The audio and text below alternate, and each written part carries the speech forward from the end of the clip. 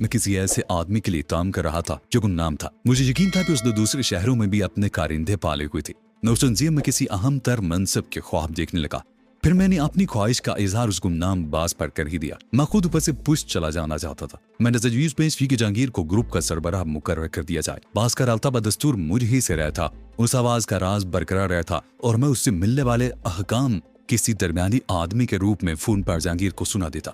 यह अमली तौर पर जहांगीर ग्रुप का सरबराह बन जाता। उसे कतन इल्म न हो पाता कि उसे अहकाम देने वाला सरबराह नहीं बल्कि अमली तौर पर मैं खुद हुई। मगर तुम क्यों इस तब्दीली का ख्वाह हो? गुमनाम सरबराह ने मेरी बात पूरी सुनने के बाद उसी भारी और गुनूदगी ज़दा आवाज में सवाल कान के साथ कारोबारी रकाबतें भी बढ़ रही है सर। मैंने अदब से जवाब दिया था, हम में नंबर 3 कोई नहीं है। अगर मैं इस चक्कर में आ गया तो सारा काम रुक जाएगा। मैं चाहता हूँ कि जहांगीर को आगे लाया जाए। वह खुशी और उसकी सरबराही तस्लीम कर लूंगा। अगर खुदा न खास्ता उसे इज्जत पहुंची तो मैं फिर अपनी जगह संभाल लूंगा। तुम बहुत चालाक हो डैनी, एक गहरी सांस के साथ कहा गया। ये अच्छी बात है कि तुम्हारे मुस्तकबिल पर भी निगाह है। तजवीज़ अच्छी है, मैं कल जवाब दूंगा। और फिर अगले दिन नई तजवीज़ पर हुक्म सादर कर दिया गया और मुझे ताज़ा हुक्म सुनाए गए जो जहांगीर तक पहुंच जाने थे। जहांगीर इन दिनों अपने नए मकान में ऐश कर रहा था और हम फोन की सहूलत भी मुयसर थी। मैंने नंबर मिलाया तो पहली ही घंटे पर रसीद उठा लिया गया। हेलो, मेरे कानों में जहांगीर की बोझल आवाज आई। शराब पी रहे तुम? मैं बदली हुई आवाज में माउथ पीस में हो रहा। मुझे अंदाजा था कि यह वक्त जहांगीर की शराब नोशी का था। तो तुम कौन हो? जहांगीर की आवाज से खौफ छलक रहा था। अपने हवास यकजा करो और पूरी तवज्जो से मेरी बात सुनो। मैंने अपने लहजे की दुरुस्ती में कभी ना आने दी। आज से दैनिक के बजाय तुम सरबराह हो। ओह सर, माफ कीजिएगा, ने पहचान ली सका था। जहांगीर की आवाज में बुखलाहट ओद कर आई। हुक्म सुनते ही उसने फर्ज कर लिया था कि सरबराह बजाते खुद उससे मुखातिब है। पहले कभी उसकी आवाज सुनने का मौका नहीं मिला था। अब अहकाम तुम्हारी मार्फत मिला करेगी। नौकुराया सबको समीली से बाखबर कर दूं, इतना कहकर मैंने सिलसिला मुनक़ते कर दिया। चंद मिनट बाद ही मेरे फोन की घंटी बजी और मैंने ज़ेर मुस्कुराते रिसीवर उठा लिया। दूसरी तरफ हस्बे तो कुछ जहांगीर ही था। तुम क्या कर रहे हो? जहांगीर ने चुप से सवाल किया। तो वो मुबारकबाद देने का मूड बना रहा था। मैंने अपनी असली आवाज लेकिन बेजान लहजे में कहा, ओह तो तुम बाखबर हो, क्या मेरे पास आ सकती हो? अब तो तुम हुक्म दो, तामील करना ही पड़ेगी। मेरी आवाज में उदासी पैदा करते हुए जवाब दिया, बकोबात और फौरन चले आओ, हम खाना साथ खाएंगे। मैं उसके घर पहुंचा तो वो वफूर मुसर्रत से जहांगीर का चेहरा दमक रहा था। तुझे देखते ही अपनी ख्वाबगाह में ले गया। यार आज उसने मुझे फोन किया था। उसने हैरत और मुसर्रत से मगलूब लहजे में कहा जैसे वो फोन कॉल उसके लिए बहुत बड़ा एजाज रही हो। मुझे खुशी हुई कि मेरे सर से एक बोझ हट गया। शायद वो हम सबको बहुत करीब से जानता है। जहांगीर की आवाज में हैजान बरकरार था। जानते हो उसका पहला जुमला क्या था? मैं हमकाना अंदाज में सवालिया निगाहों से उसकी तरफ देखता रहा।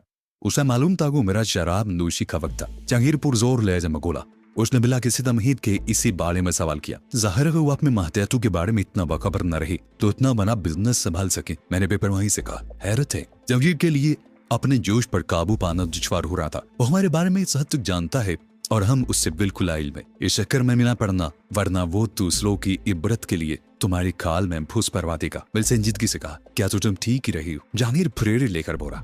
उसकी आवाज भी किसी खूंखार बुलटा के वरार से मुशाबा थी। मैं दिल दिल में मुस्कुराया मगर बज़ाहिर संजीदगी बरकरार रखी और यूं उस मुख्तसर से ग्रोह में क़यादत पुरअमन तौर पर तब्दील हो गई।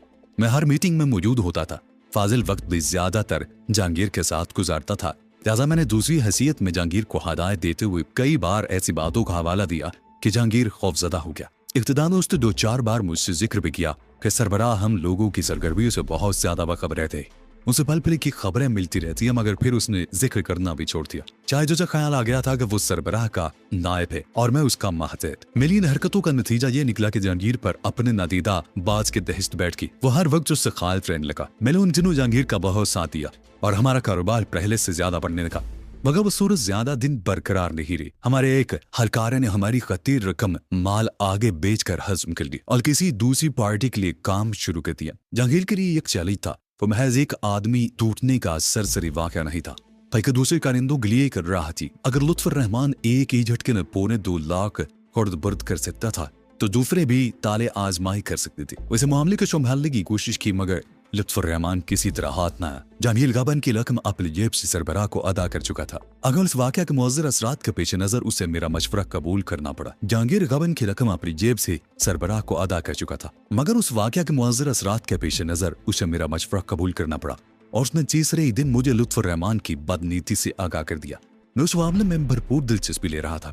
उस तरह गुमनाम सरबराह की कुव्वत, सलाहियत और तरीका कार का पूरी तरह अंदाजा हो सकता था। मैंने जावेद से मिलने वाली इतला मन्नो अन आगे पूछ जाती। 3 दिन की ताखीर क्यों हुई खबर देने में? मैंने गनूदा आवाज का बरहम लेजा पहली बार सुना था। जहांगीर उस बदमाश को खुद निपटाना चाह रहा था, मगर मुझे तुम जवाब दे हो।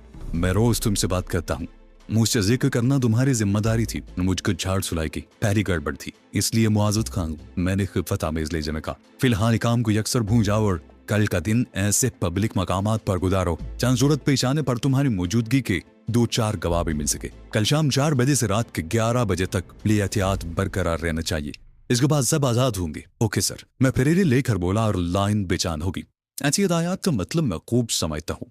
मैंने फोन पर जहांगीर से वो खबर के सिरद्दे अमल के इजहार के बगैर सुनी थी, लिहाजा नया हुक्म देते हुए मैंने अपने दिल की भड़ास निकाल दी। मैंने जहांगीर को बदली हुई आवाज में ऐसी बेबहाव की सुनाई को अपने हमदर्द दोस्त के तौर पर मुझे फोन करने के बजाय खुद ही दौड़ा चलाया। यार वो तो दरिंदा है, बिल्कुल दरिंदा। जहांगीर ने रस्मी गुफ्तगू के बाद जिम पर वो लहजे में मुझसे कहा, थोड़ी देर पहले मैंने लुत्फुर रहमान की बेईमानी की इतला दी तो खामोशी से सुनता रहा।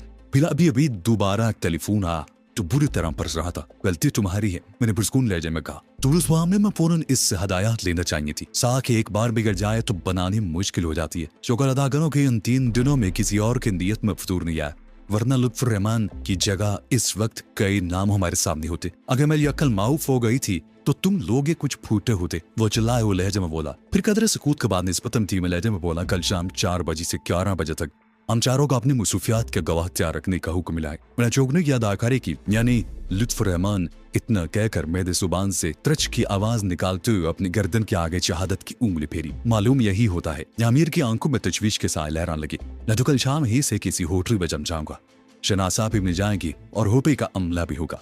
जीवत में जाए तो बचेरे गवाह भी मिल जाएगी। शायद आजकल स्नूकर टूर्नामेंट चल रहा है। मैंने पुरखाल लहजे में कहा। मैं काफी देर से इस बारे में सोचता रहा था। तारिक भी उसमें हिस्सा ले रहा है। क्यों न कल शाम हम चारों साथ ही क्लब चले। स्नूकर क्लब में खासी रौनक होगी। जहांगीर तैयार हो गया। ये उन दिनों का किस्सा है जब इतना कानून सख्त नहीं था और शहर के हर तफरीही मरकज में शामें रंगीन और मखमू हुआ करती थी। अगली शाम हम चारों ने हसीन चेहरों और महकते लिबासों के हजूम में क्लब के सब्जाजार और स्नूकर रूम में गुजारी, जहां हैजान अंगेज माहौल में स्नूकर चैंपियनशिप मुनक्कद हो रही थी। उसे अगली सुबह के अखबारात में एक लर्ज़ाखेज कत्ल की तफसीलात मौजूद थी। मुतवफ़्फ़ी को गर्दन काट कर हलाक किया गया था। उसकी लाश एक बोरी में बंद मंगू पीर की पहाड़ियों से बरामद हुई थी। पुरुष के लिए मुतवफ़्फ़ी नामालूम था, मगर लाश का मसबशुदा चेहरे की तस्वीर हम चारों के लिए अजनबी नहीं थी। वो हमारा गद्दार लुत्फुर रहमान था। ने वो खबर पढ़कर सहम गया। किसी नागिदा हाथ का वार उससे भी भयानक हो सकता था। तजरीन के पास से पुष्ट जो कोई भी था, उसके हाथ बहुत लंबे थे और अपने फैसलों को नाफिज करने की भरपूर कुव्वत रखता था, और ये बात मेरे लिए तशवीश का बाइस थी। अगले दिन खबरें छपी तो मुतवफ़्फ़ी मंशियात फरोश था और वकुआ की शाम 7 बजे घर से एक ब्रीफ केस में रकम लेकर निकला था, लेकिन उसे जिंदा घर लौटना नसीब न हो सका। उसके घर वाली रकम की मालियत के बारे में कुछ न बता सके, न ही पुलिस किसी नतीजे पर पहुंच सकी, क्योंकि लाश मौजूद थी मगर ब्रीफ केस का कहीं सुराग न मिल सका। पुलिस सर्जन के अंदाजे के मुताबिक 8 और 9 बजे के दरमियान मकतूल को किसी तेज धार आले से जिंदा ज़िबह कर दिया गया था। 2 दिन बाद गुमनाम आदमी ने फोन किया तो उसकी आवाज हमेशा की तरह पुरस्कून और गनूद की सदा थी। काम की बातों के अलावा उसने कोई जिक्र नहीं किया और ना मेरी हिम्मत पड़ी कि उससे लुत्फुर रहमान के कत्ल के बारे में कुछ पूछता। पुलिस तफ्तीश के सिलसिले में जहांगीर और नादर तक भी पहुंची, क्योंकि लुत्फुर रहमान बराह रास्त नादर के ताबे था और जहांगीर उस वक्त तक पुलिस के आला हुकाम को जराइम से अपनी दस्तबरदारी का यकीन नहीं दिला सका था। मगर क्लब में मौजूदगी के गवाह मिल जाने के बाद पुलिस ने दोबारा उनका भी रुख नहीं किया। वो हमारे साथ बददियानती का पहला वाकया था। पुलिस के लिए वो कत्ल एक मुअम्मा बना रहा, लेकिन जानने वाले जानते थे कि लुत्फुर रहमान का कत्ल उसकी बददियानती का शाखसाना था। उस नतीजे में हमारे माली लेन देन की हालात पहले से कहीं ज्यादा इस्तवार हो गए। बाजार में मंशियात का धंधा करने वालों को अच्छी तरह इन था कि लुत्फुर रहमान ने बददियानती का इर्तिकाब किया था और एक खतीर रकम हजम करके दूसरी पार्टी से मुंसलिक हो गया था, लेकिन उसकी मौत के बाद उस रकम का कहीं पता न चल सका। लिहाजा लोग यही नतीजा अखज़ कर सके कि अपने कत्ल से पहले लुत्फुर रहमान ब्रीफकेस में रकम लेकर घर से रवाना हुआ था। शायद उसके हाथों जिक्र उठाने वाले ने उसकी लालची तबीयत से फायदा उठाते हुए उस पर जाल डाला था। वो किसी नफा बख्श सौदे की उम्मीद में रकम लेके लालच की जंजीर में बंधा खुद अपने कातिल के पास जा पहुंचा और कातिल रकम अपनी तहवील में लेकर उसे तहफरीक किरदार तक मचा दिया। उस फाकाना वारदात ने अंदर से मुझे हला कर रख दिया और मैं दिल में बगावत या किसी बुलंद मनसब की उम्मीद कमजोर पड़ने लगी। जो शख्स अपने बावियों को इतनी महारत और चालाकी के साथ अपने इंतकाम का निशाना बना सकता है, उसे उबैना आसान काम नहीं था, क्योंकि वो शख्स मेरे सामने नहीं था। पहला मकसद मेरा था उस तक पहुंचना, उसके बाद फिर देखा जाता। जरा सा पिछुआ होने पर वो मोहलत दिए बगैर कहीं भी कोई वार कर सकता था। उसके मामले में सबसे बड़ी खराबी ये थी कि वो मुझसे बखूबी वाकिफ था, लेकिन मेरे लिए उसकी जात गुमनाम थी। मैं सिर्फ उसकी आवाज तक आशना था, लेकिन ये जरूरी नहीं था कि वो उसकी असल आवाज ही हो। जब मुझ जैसा आदमी आवाज बदल कर जहांगीर को अपनी सरबराही के रोब में ले सकता था, तो बाज के लिए फोन पर अपनी आवाज बदल लेना कौन सा दिक्कत तलब मसला था। मैंने संजीदगी के साथ सोचा कि इससे आशेबी तंजीम से किनारा कशी कर जाऊं। बरसों की मुजमाना सरगर्मियों के नतीजे में मैं इतने एहसास जमा कर चुका था कि मेहनत और ईमानदारी से काम करता तो कानून को पामाल किए बगैर नहायत आसानी के साथ अपना मायार जिंदगी बरकरार रख सकता था। लेकिन उस तमवीन से छुटकारा इस कदर आसान नहीं था।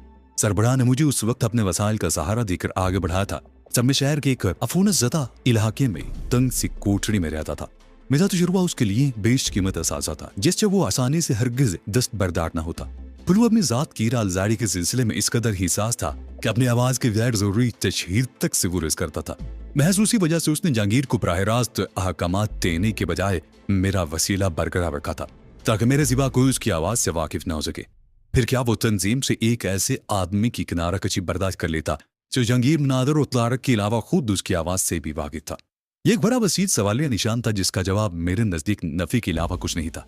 मेरे तुम जाने पर शायद वो मुझे जुबानी तौर पर अलैदगी की इजाजत दे देता, लेकिन मुझे पूरा यकीन था कि उसके बाद मेरी लाश भी शहर के किसी वीराने ही से दस्तयाब होगी। न कातिल पकड़ा जा सकेगा और न कत्ल के असबाब रोशनी में आ सकेंगे। मैंने वो ख्याल तर्क कर दिया था। बाद के वाकयात ने साबित कर दिया कि मेरा फैसला बिल्कुल दुरुस्त और मुंतकी था। हालात मेरी तवक्को के बरक्स तेजी से तब्दील हुए।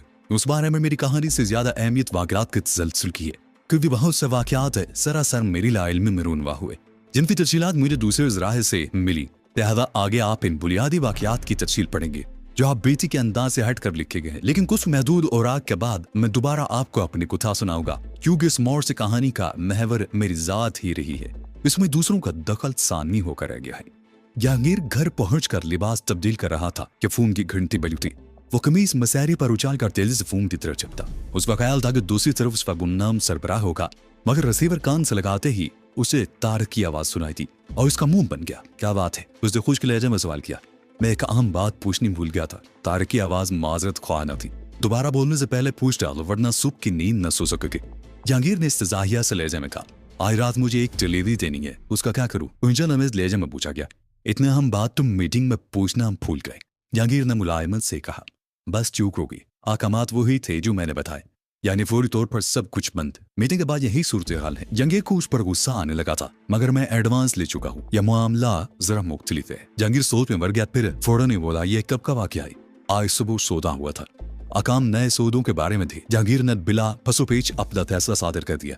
डिलीवरी कर दूं, थैंक यू कहकर दूसरी तरफ से सिलसिला मुनक़ता कर दिया गया। मगर जहांगीर को कमीज पहनी नसीब न हो सकी। उसको पलटते ही फोन की घंटी दोबारा बजने लगी थी। वो ज़ेर लब बुड़बुड़ाता हुआ मुड़ा और जलाट के आलम में रिसीवर उठा लिया। मगर फोन पर वो मानूस गुडाट सुनते ही उसके जलाट काफूर हो गई, क्योंकि उस बार दूसरी तरफ उसका आवाज था। ये उसका मामूल था कि हर मीटिंग के बाद वो फोन करके जहांगीर से रिपोर्ट जरूर लेता था कि लौट आए तुम अपनी मीटिंग से। उसका इत्तेज़ाइया लहजा सुनकर जहांगीर चौंक पड़ा। वो गुफ्तगू का आगाज हमेशा नर्म लबो लहजे से किया करता था। यह और बात थी कि उसकी नरम आवाज में भी जहांगीर को दबी दबी गुर्राहट का एहसास होता रहता था। मगर उस वक्त तो बाज के तेवर ही कुछ और थे। यस सर, वो उजरत के साथ बोला। हदायत पहुंचा दी गई है।